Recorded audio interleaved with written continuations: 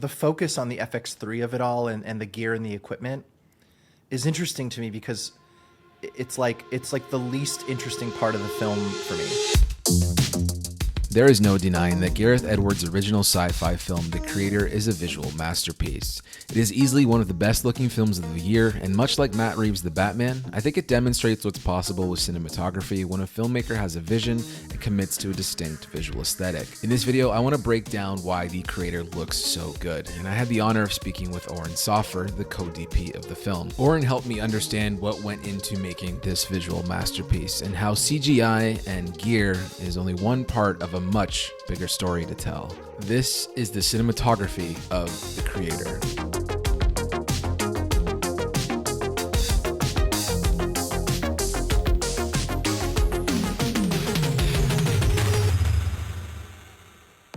While watching The Creator, one of the most striking aspects of the cinematography is how intimate and human it feels, while paradoxically looking huge in scope and spectacle thanks to the visual effects by ILM. But behind the scenes, the production was small and mobile.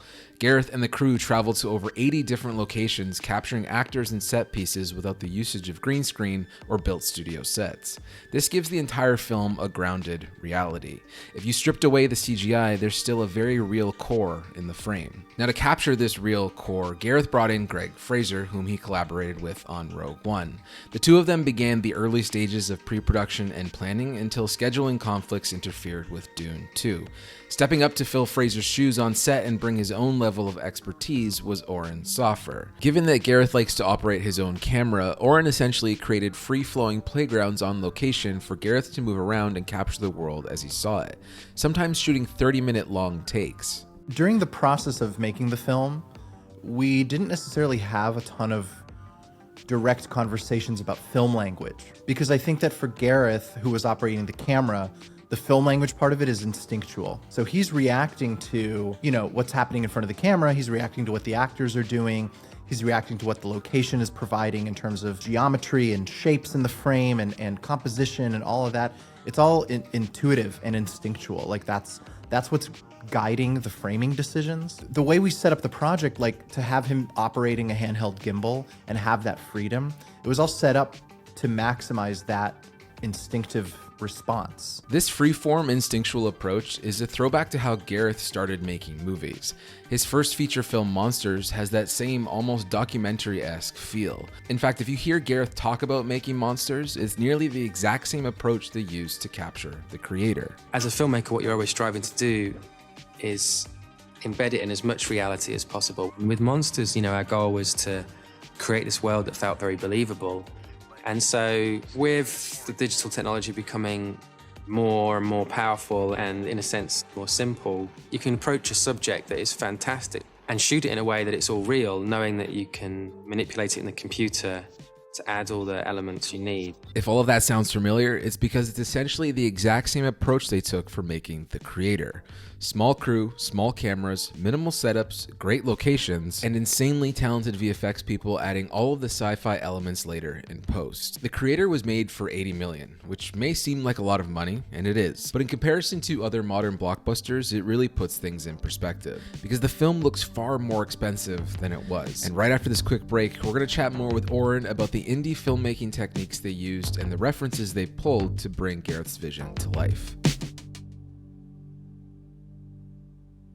You know what's arguably even more important than good cinematography and filmmaking? Audio, and also music. If you're a creator, you know that finding the right track for your project can often feel like a daunting task, which is exactly why I use MUSICBED for all of my projects. This video you're watching right now has over 4 tracks in it that I found on MUSICBED. I love MUSICBED because nothing sounds corporate or stock, and this helps me add a level of production value to my videos that simply wouldn't be possible with any other creator music service. MUSICBED is the only brand I trust with my most important filmmaking projects. Their music helps me carry the emotion in all of my films and stories. But you don't just have to take my word for it. Hear the difference for yourself and sign up for a free account using the code I'mPatrick23 at checkout. You're gonna receive 1 month free when you purchase an annual subscription. Thank you again to MUSICBED for sponsoring this video.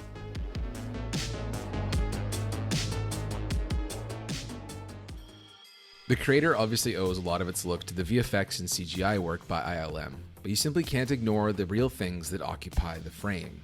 It really demonstrates the importance of a color palette, along with locations, ensuring your wardrobe, props, and art direction all serve that color palette. The two most striking colors in The Creator are orange and blue. Every digital screen and tracer round glows bright orange to contrast against the blue night sky of Thailand or the US Army ships and tanks. We spent a lot of time talking about the color palette and talking about curating the palette.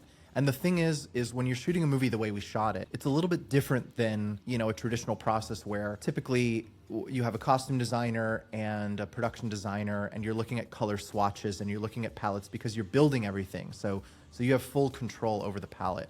With us, it was more about we need to react to what colors the locations are giving us first and foremost. So for example, we knew that there's going to be a lot of dusky kind of night exteriors that have that sort of really blue cast. So you already know, okay, well, blue's going to be the dominant color. So now if we're going to add a complementary color to that, it's just going back to classical color theory. Probably going to be something warm, orange, red, or it's going to be something complementary. It's going to be blue with green or blue with a little bit of a yellowy green or that kind of thing. And then if we had a day exterior sequences that we knew would be very green because there's going to be a lot of trees and greenery. So then it's okay, so the palette for those sequences is going to be more earthy. It was very deliberate, but it's also very organic. The key to this is really just controlling the palette. A controlled palette is typically one or two colors. A lot of filmmakers today assume you can create the look you want in post simply with color grading, but The Creator expertly demonstrates how a look is accomplished mainly in camera. Any LUTs or post-production are simply amplifying the real things that you captured. When we were scouting the film, Gareth had downloaded one of those LUTs that you're talking about, just from the internet. It's we called it the $5 LUT. I don't remember where he got it from. It was from one of these LUT packs. And it was just called 1970s film LUT. And this LUT was crap. I mean, it ripped the image apart. And when we were scouting, we had that LUT. And so all of our test footage and everything was using it. And Gareth really liked it. And I did too. I mean, Greig and I both thought it was cool. It was just very clear that it was technically terrible. It was ripping the image apart and it was not reflecting reality. So then when we went to Photochem to create our show LUT for the movie, the mission statement for them was, how can we recreate this LUT, but a good version of it, basically. And so that's what we did. And so the film LUT that we made is sort of based on this $5 1970s film look LUT, wherever Gareth got it from. That 1970s film LUT, along with the heavy Kodak 35mm inspired film grain emulation, makes even more sense when you understand the references Gareth was pulling from for The Creator. The military and jungle sequences from Apocalypse Now, to the futuristic science fiction of aliens' ship interiors and the city nightscapes from Blade Runner. I think The Creator might be our only modern example of a film that has come this close to evoking the classic cinematography style of Ridley Scott, and more specifically Jordan Cronenworth, who shot Blade Runner. There's an intense contrast to this film that's seriously missed in modern cinematography, so it's extremely refreshing to see it done so well here.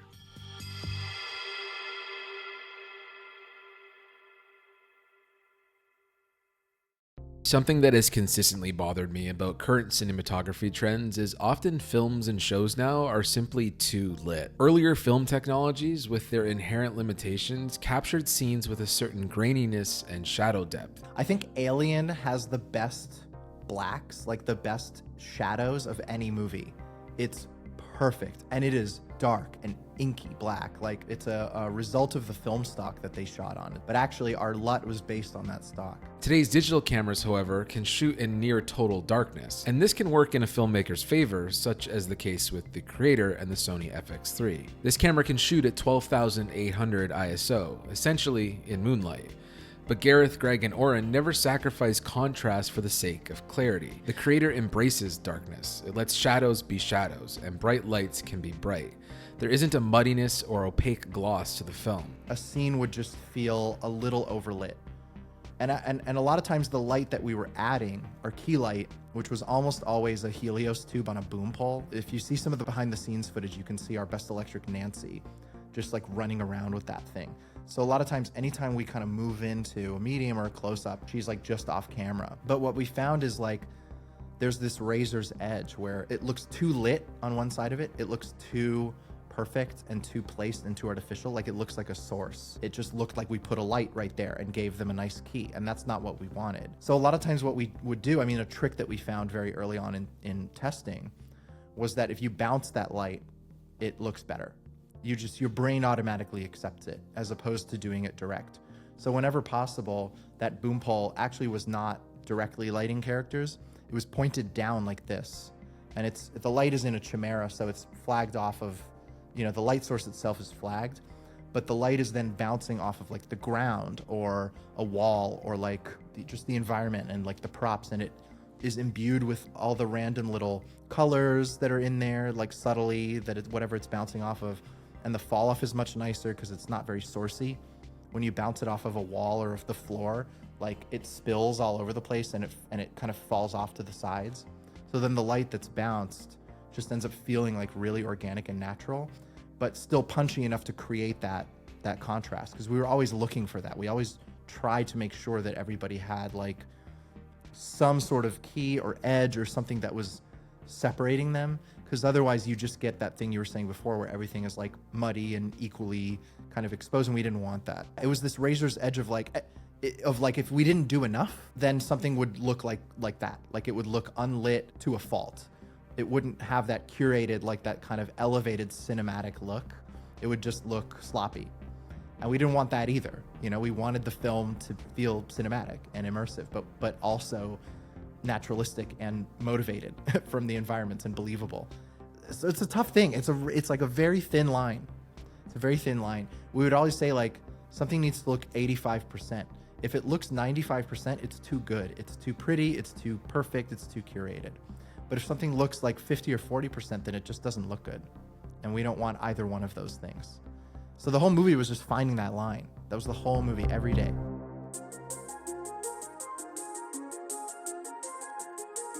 A lot of the buzz surrounding the making of The Creator has zeroed in on the fact that they used a SONY FX3, a $4,000 mirrorless camera you can purchase at Best Buy. But a big reason I even wanted to make this video was as a reminder to everyone that I think we're focusing on the wrong thing. Gareth made monsters 13 years ago with a Sony EX3, a camera you can buy on eBay right now for under $1,000. He used tools that would be considered ancient by today's modern standards. But Monsters looks fantastic because of everything we talked about in this video. Its lighting, locations, talents, props, and vision. You can go buy a Sony FX3 right now and rent the Koa anamorphics that they use to shoot The Creator. But if you don't figure out these cinematic fundamentals, it doesn't matter if you use an iPhone or an Alexa. Yeah, I think it's funny. I mean, the focus on the FX3 of it all and the gear and the equipment is interesting to me because it's like the least interesting part of the film for me. That's not to say that it's not significant, because I understand the significance of it and why people are interested. It's because a feature film has not been shot on that camera before in its entirety, so there is like a sort of novelty aspect to it. To us though, it was more of a throwaway. It was like, we need to find the right camera for the way we were going to shoot the film, and tested a bunch of them, and that camera turned out it was good enough. Like the image that it was capable of creating, or at least outputting through the HDMI to an external recorder, was like good enough. And not just good enough, it's at the level of like any other camera. So once you tick that one box, like, does the camera technically provide the image that I need out of it, like the amount of data for color grading and for visual effects and whatever else we needed to do, and gives you the 15 stops dynamic range and like gives you that quality that you need, like does it pass that one quality check? Good. Then that's it. That's the last time I need to think about that. Like, as long as it gives me what I need, then that's the only motivating decision. And the fact is that in this day and age, like, we're so lucky because all of these cameras kind of give us enough. You can't downplay the fact that like we're putting Weta Workshop props, Industrial Light and Magic visual effects, shooting in these amazing locations. We have a huge budget for set design, stunts, SFX, lighting. There's taste and curation applied to all of it, like everything we've talked about. And we did use minimal resources, mostly to get that feeling of that minimalism and that simplicity. But it was also just to be able to move quickly, honestly, and just get as much footage as we can. You know, there is a certain quality level that just comes from what's in front of the camera. What's behind the camera, like the tool itself, is almost incidental at this point, especially in this day and age. It's not important. You need to know your tools. You need to know what they can do. You need to understand their limitations. And ultimately, all that matters is that you have the right tool for the right job.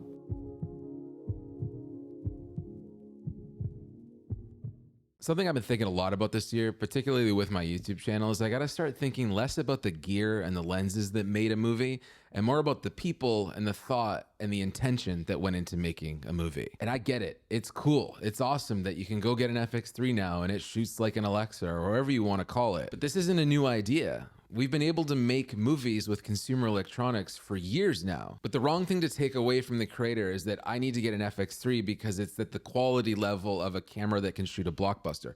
That's not it. Gareth shot monsters 13 years ago with a Sony EX3. I think a lot of us are at that stage. We haven't made Star Wars yet and we haven't made Godzilla, but we need to make our monsters. We need to find that story that we can create and accomplish with the tools we already have and focus on the stuff in the frame and not so much the stuff that captures that frame. I don't know anything about VFX or CGI. I can't create spaceships or beasts or monsters out in the sky, but I can shoot two people sitting and talking and I can make that look good. And I think from this video and chatting with Oren, I think a lot of us now are going to feel more empowered to create those types of stories. That to me is what's so fascinating about the production of The Creator. It's not the fact that they had CGI and all this stuff.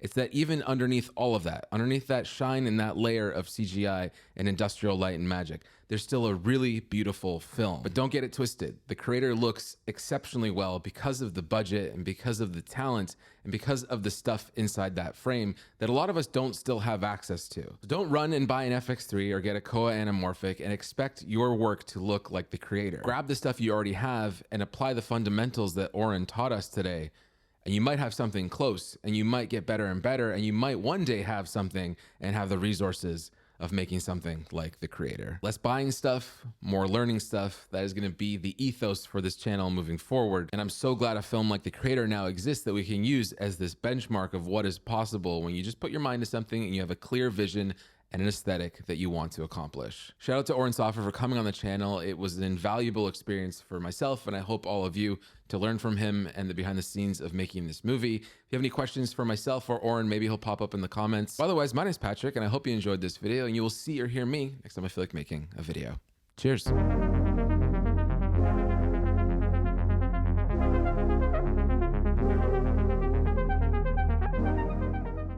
So I'm a huge Jan de Bont fan and like Twister and all that kind of stuff. And I want to know, there's the truck sequence in the pickup truck and whatnot with John David Washington. Did Twister ever come up in your pre-pro at all for any of this? Okay. No. So it's me projecting it then. Yeah, Gareth is from a different generation. Okay. So he, my references when I look at it, I'm like,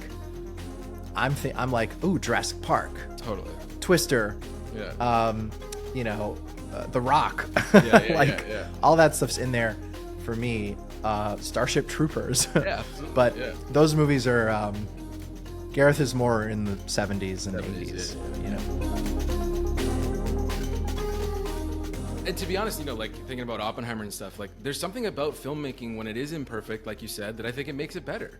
There's like, it's okay to I don't want to say remind the audience that there's a camera, but there's a language to movies, and some, especially if you're hearkening back to like 70s and Apocalypse Now and Alien stuff, there's a lot of things that kind of went wrong technically in those movies. And I like that this has that sort of feeling, whether intentional or not. It's not thinking so technically perfect that everything has to look like a Rec 709 pristine image. It's okay to have chaos. Like there's a bit of chaos in that, right? Yeah, I mean, this goes back to the, blood splattering on the lens in Children of Men. Mm-hmm. It's that kind of thing. It's like, it's interesting because for some people that can take them out of it. That can draw attention, like you were saying, to the filmmaking, which can have the opposite effect, or it can immerse you even more. And I find it immerses me more.